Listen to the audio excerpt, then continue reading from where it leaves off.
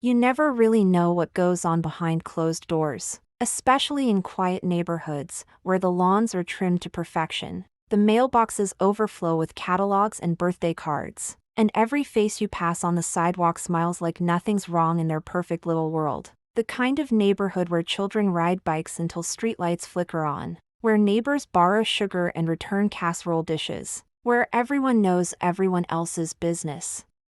Or so they think. But sometimes, behind those pristine white doors and manicured flower beds, someone is hiding a nightmare so dark, so incomprehensible, that even the most observant neighbor would never suspect. On Maplewood Lane, just past the old red brick water tower that's been there since 1952, lived a man named Charles Whitmore, a retired military officer with 22 years of service, a widower of 3 years. A man everyone in the neighborhood respected without question. He kept to himself, which people understood. Grief, they whispered. Still processing the loss of his wife, Charles paid his property taxes early, shoveled his elderly neighbor's driveway every winter, mowed his lawn every Thursday at exactly 6 p.m. sharp. You could set your watch by it. The kind of man you'd wave at from across the street, but never think to invite over for a barbecue. He was polite but distant, helpful but guarded. Morning, Eleanor. Lovely roses this year. Thank you for helping with my groceries last week. Have a blessed day. Always the same phrases, always the same tight smile. When neighbors asked about family during those awkward small talk moments at the mailbox, Charles would pause, just for a second, before answering. No family to speak of. Just me now. My wife was everything. When she passed, there was nothing left to hold on to. People understood.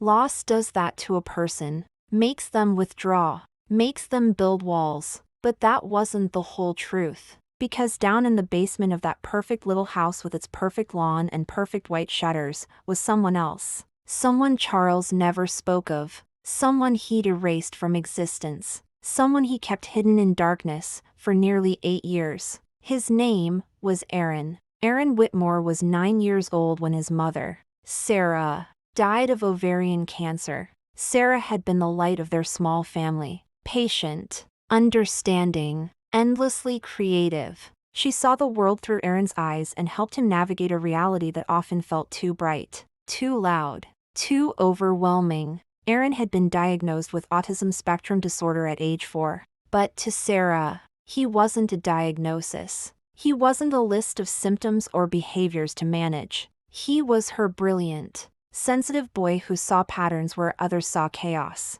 who remembered every detail of his favorite stories, who drew incredible pictures of things most people would never notice, the way sunlight looked different through each window, the precise angle birds held their wings in flight. Loud noises sent shockwaves through his nervous system. Eye contact felt like staring into the sun. He flopped his hands when anxiety flooded his small body, a self-soothing mechanism that helped him process overwhelming emotions. But when he felt safe, when he was understood, Aaron's smile could light up an entire room. His mother understood him completely. His father saw him as broken. Charles had grown up in a military family where weakness was not tolerated, where different meant defective, where children were expected to fall in line, follow orders, and never, ever cause problems. Aaron's stimmying behaviors embarrassed him. The meltdowns in public places felt like personal failures. The special accommodations, the therapy appointments, the careful planning required for simple family outings, it all felt like too much work for someone who just wanted a normal son. I can't do this anymore, Sarah. He's not getting better. Other kids his age are playing sports, making friends. He can't even look me in the eye. Sometimes I wonder if we made a mistake. When Sarah became sick, she spent her remaining energy trying to prepare Charles to care for Aaron alone. He needs routine. Charles, the same breakfast, the same bedtime story. When he rocks, don't stop him. That's how he calms down. He loves you. He just shows it differently. But Charles wasn't listening. He was already planning Aaron's disappearance. 3 weeks after Sarah's funeral, Charles made an announcement to the neighborhood. I've made the difficult decision to place Aaron in a specialized residential facility. It's upstate, very private, very comprehensive. A boy like him, he needs more than I can provide. Mrs. Henderson nodded sympathetically. It must be so hard, but you're doing what's best for him. The neighbors understood.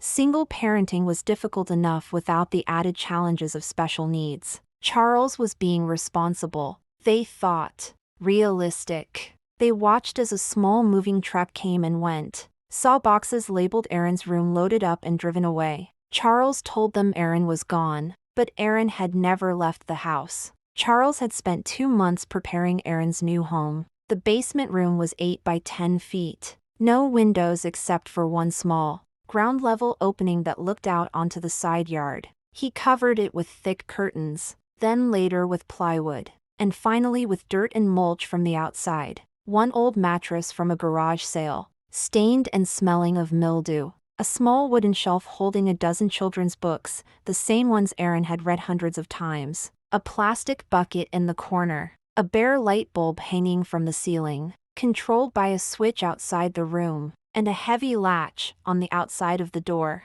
The walls were concrete. The floor was cold. The silence was absolute. Charles explained the rules once. You will stay here. You will be quiet. You will cause no problems. If you make noise, if you try to leave, there will be consequences. The world upstairs is not for people like you. Aaron was 9 years old. He didn't understand why his father's eyes looked so empty, why the hugs stopped, why the bedtime stories ended, why suddenly, the basement, which used to be a place for storing Christmas decorations, had become his entire world. Charles established a routine that lasted 8 years. Every morning at 7 a.m., he would unlock the basement door and leave a single meal, usually crackers and peanut butter, sometimes canned soup. Cold. A glass of water that Aaron learned to make last until evening. No conversation. No eye contact. No acknowledgement that Aaron was even human.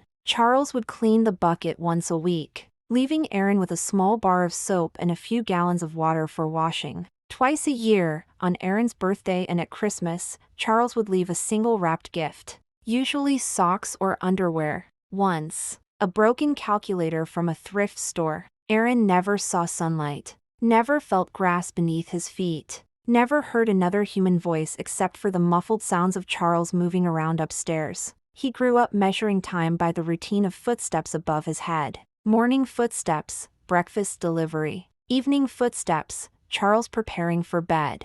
Weekend footsteps, heavier, more frequent. When Charles was home all day, his body adapted to the darkness. His eyes became sensitive to even the smallest amount of light. His muscles weakened from lack of movement and proper nutrition. But his mind never stopped working. Aaron memorized every crack in the basement walls. He created elaborate stories about the people who might live in the books on his shelf. He drew pictures with his finger in the dust, then erased them before Charles could see. And late at night, when the house was completely silent, Aaron would tap. Tap tap tap on the walls, tap tap tap on the ceiling, tap tap tap on that one small window that he'd uncovered, hoping, always hoping, that someone might hear. Meanwhile, life on Maplewood Lane continued as normal. Mrs. Henderson's grandchildren visited every summer. The Johnsons installed a new fence. The Millers got divorced, and she moved away with the kids. Charles became a fixture in the neighborhood's landscape. Reliable, predictable, unremarkable. He volunteered at the local VFW on holidays, attended neighborhood association meetings, even helped organize the annual block party, though he never stayed long enough to socialize. Charles seems to be doing better, more social. I think he's finally moving on from Sarah's death. It's good to see him engaging with the community again. No one suspected that just 15 feet below their barbecue conversations and children's laughter, a teenage boy was slowly disappearing. No one questioned why Charles never mentioned his son anymore. No one wondered why there were never any visitors, never any phone calls, never any signs of a child who should have been graduating high school. The truth was hidden in plain sight. and everyone was too polite, too busy, too trusting to look closer. It was a Thursday night in late October, 2023, the kind of night when autumn finally shows its teeth, sharp air, restless wind, leaves scraping across pavement like whispered warnings. Miguel Alvarez, 24 years old, had just started working for GrubSpeed, a local food delivery app that promised hot meals in under 45 minutes. It was his first week on the job. Miguel needed the money, college loans, rent, his mother's medical bills. The work was simple enough: pick up food, follow GPS, knock on doors, collect tips, repeat. This was his third stop of the night, 21, Maplewood Lane. Italian takeout from Mama Rosa's. The order was prepaid, tip included, easy delivery. But as Miguel approached the porch, balancing the warm containers of pasta and breadsticks, he heard something that made him pause. Not a voice, not quite a cry, a rhythm, like tapping. The hell is that? He set the food down and pulled out his phone, using the flashlight to look around the side of the house. That's when he saw it. A basement window, partially obscured by overgrown shrubs and years of accumulated dirt. But from the inside, pressed against the filthy glass, a small hand, pale, thin, tapping, tap tap tap. Then stillness. Miguel delivered the food as planned, knocked on the door, handed over the bags to Charles with a polite smile, collected his receipt. But that night, he couldn't sleep. That hand, so small, so desperate, so silent, it haunted him. He found nothing. No Amber Alerts, no missing person reports, no news stories about disappeared kids in the area. But he couldn't shake the image. The next evening, Miguel had no deliveries scheduled for Maplewood Lane, but he drove there anyway, parked across the street, waited, and at exactly 8:47 p.m., he saw it again. This time, there were 2 handprints on the basement window, as if someone inside was pressing their face against the glass, trying to see out into a world they'd forgotten existed. October 26th, 8:47 p.m. I'm at 21, Maplewood Lane. There's definitely someone in that basement. If that's a kid, he's never seen the sun. Why is no one else noticing this? Why does it feel like no one wants to know the truth? Miguel started documenting everything. He came back 3 more times that week,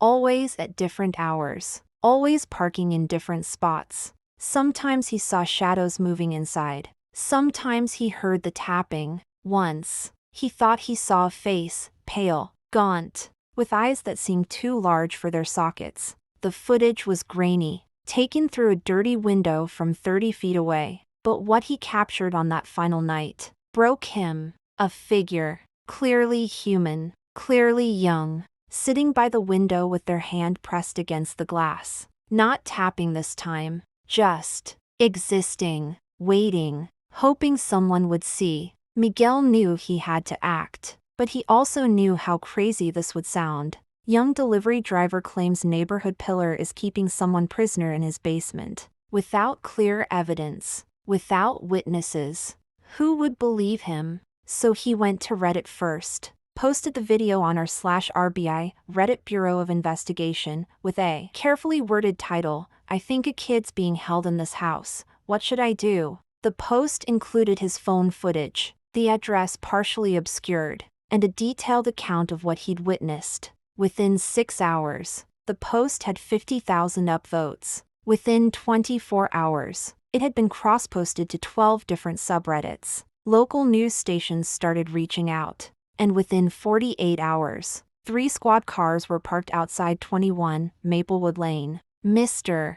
Whitmore, we've received reports of possible, unusual activity on your property. We need to conduct a welfare check. Charles remained calm, cooperative, invited them in, offered coffee, expressed confusion about what this could possibly be about. Officers, I live alone. I'm not sure what kind of reports you've received, but I assure you, sir, we need to check your entire property, including the basement. For the first time, Charles hesitated, just for a moment, but Officer Martinez caught it. The basement door creaked open. 8 years of secrets spilled into the light, and when they opened that final door, they found Aaron, 17 years old now, but looking closer to 12, 5 feet 3 inches tall, 76 pounds, blinking at the officers like he'd never seen daylight, which he hadn't. His skin was translucent, almost blue in the artificial light. His hair hung in matted clumps. His clothes, the same clothes Charles had put on him 8 years ago, hung like rags on his skeletal frame. But his eyes were still full of life. Dispatch. We've got a minor, male, approximately 16 or 17 years old. Severe malnourishment. Possible long-term confinement. We need EMS, Child Protective Services, and, God help us, a detective. When the officers first approached Aaron, he didn't run. He didn't scream. He panicked, but quietly. The way someone panics when they've learned that making noise brings punishment. He pressed himself against the furthest wall, hands over his eyes, rocking slightly. Hey there, buddy. My name's Maria. I'm here to help. You're safe now. No one's going to hurt you. Can you tell me your name? Aaron looked up. For the first time in 8 years, someone was speaking to him with kindness. For the first time since his mother died, someone was asking his name. He opened his mouth to speak, but no words came. He'd forgotten how. Charles Whitmore was arrested within the hour. As he was being handcuffed in his living room, the same living room where neighbors had offered condolences after Sarah's death, he maintained his innocence. Mr. Whitmore, you told everyone your son was in a care facility. You told your neighbors your son was gone. I never said he was dead. Charles muttered. I said he was gone. Same thing. You kept your own child prisoner for 8 years. I kept him safe. The world isn't made for people like him. You don't understand. I understand perfectly. Mr.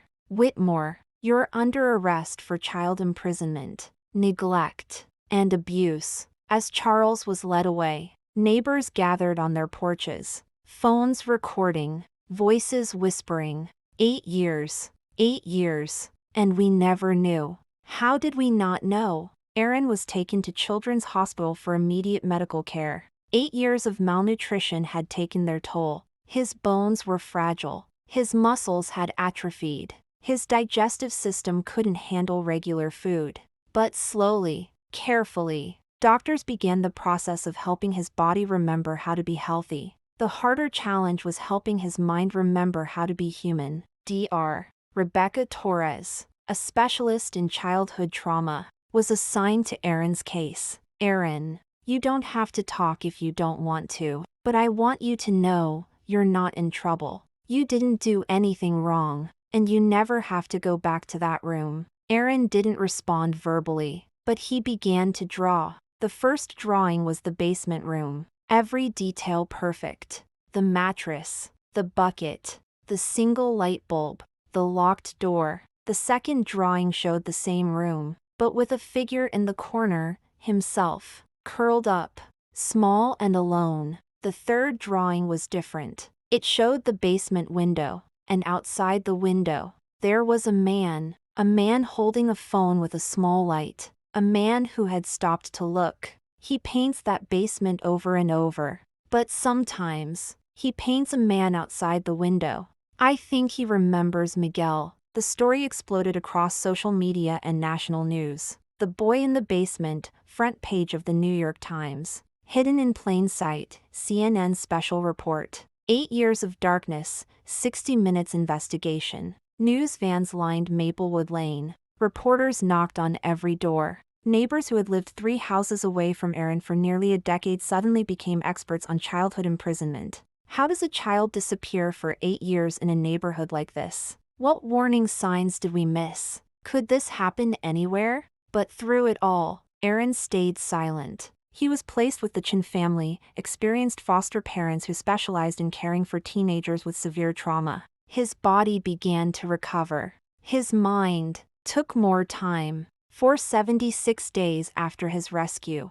Aaron didn't speak a single word. He would nod yes or no to questions. He would point to things he needed. He would draw picture after picture, some of darkness, some of light, all of them profound in their simplicity, but his voice remained locked away. Until one afternoon in January, when the Chin family's teenage daughter Emma was helping Aaron organize his art supplies. "These drawings are incredible. You're really talented. I bet your mom would be proud." Aaron looked up sharply. It was the first time anyone had mentioned his mother since the rescue. She used to like my pictures." Emma nearly dropped the pencil she was holding. "She did? What was your favorite thing to draw for her?" "Birds," Aaron said. "She said I drew birds like I understood flying." And suddenly, 8 years of silence began to crack open. Miguel had been following Aaron's story in the news, but he deliberately stayed away from the media attention.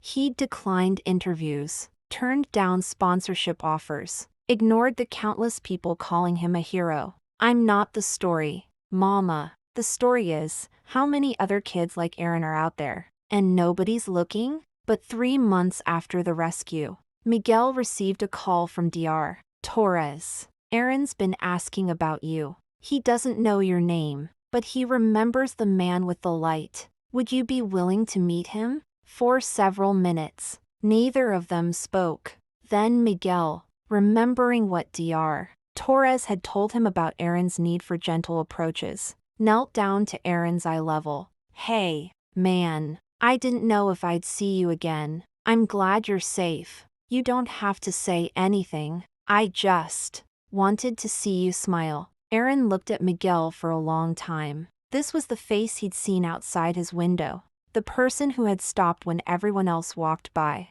The stranger who had cared enough to look. "Thank you for hearing me." It was the first full sentence Aaron had spoken since his rescue, and the first time in 8 years that anyone had truly listened to what he needed to say. Aaron's recovery was slow but steady. He learned to tolerate sunlight gradually, starting with just a few minutes at a time. He relearned how to eat regular food, how to sleep without listening for footsteps above, how to exist in spaces that weren't confined and controlled. Most importantly, he learned that the world could be safe, that people could be kind, that his differences weren't reasons for punishment, but simply parts of who he was. 2 years after his rescue, Aaron was invited to speak at the National Youth Mental Health Summit. No one expected him to accept, but he did. "They called me the boy in the basement, but I'm not a headline. I'm not a story you tell to feel better about your own life. I'm a person." For 8 years, I tapped on walls hoping someone would hear me. Everyone walked past my window. Everyone ignored what they didn't want to see. The world didn't save me. A stranger did. A stranger who worked a job most people think is beneath them. A stranger who could have just delivered his food and left. A stranger who chose to look when everyone else chose to look. I'm not asking you to be heroes. I'm asking you to be human. To see the hands pressed against windows. To hear the voices that have forgotten how to make sound. To remember that someone's life might depend on whether you choose to care. The standing ovation lasted 7 minutes. But more importantly, that speech has now been viewed over 40 million times. It's been shown in schools, in training sessions for social workers, in community centers and churches, and anywhere people gather to talk about how we can do better. It sparked legislative changes in 4 states requiring regular welfare checks for children who have been removed from school systems. It created the Aaron Whitmore Foundation, dedicated to supporting survivors of childhood imprisonment and neglect. And it reminded the world that sometimes, the most powerful thing you can do is simply stop and listen. Charles Whitmore died in prison 18 months into his 35-year sentence. Heart attack, the medical examiner said. But Aaron believes it was something else. He spent his whole life trying to make me disappear. In the end, he's the one who disappeared. I'm still here. Miguel still works for GrubSpeed. He's turned down book deals, movie offers, and countless opportunities to profit from his small act of courage. Instead, he started a nonprofit called Someone's Listening, a network of delivery drivers, mail carriers, and other service workers trained to recognize signs of abuse and neglect. We see things other people don't see. We go places other people don't go. We have opportunities to notice what others miss. Use that. It might save a life. Aaron, now 21, lives independently in a small apartment with support from social services. He's an accomplished artist whose work has been displayed in galleries across 3 states. He advocates for autism awareness and child protection laws. And every Thursday at 6 p.m., the same time his father used to mow the lawn, Aaron goes for a walk in his neighborhood. Not because he has to, because he can. The boy in the basement learned to live in the light. And the world learned that sometimes salvation comes from the most unexpected places. Sometimes all it takes is someone willing to stop, to look, and to listen. Because everyone deserves to be heard. Everyone deserves to be seen. And everyone deserves to know that they matter.